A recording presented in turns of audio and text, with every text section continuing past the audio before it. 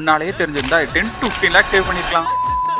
இவ்வளோ கம்மியான பட்ஜெட்ல இந்த மாதிரி ஒரு வீடு கிடந்தா கண்டிப்பா சேவ் பண்ணிருக்கலாம்.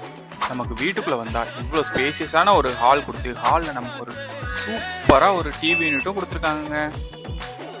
நமக்கு லெஃப்ட் சைடில் ஒரு அழகான ஒரு மாடல் கிச்சனும் கொடுத்துருக்காங்க. உங்கள் ஃபியூச்சருக்காக ப்ராப்பர்ட்டிஸ் வாங்கணும்னு ஆசைப்பட்டீங்கன்னா மேலே இருக்க நம்பருக்கு கால் பண்ணிட்டு நம்மளை மறக்காம ஃபாலோ அண்ட் சப்ஸ்கிரைப் பண்ணிக்கோங்க.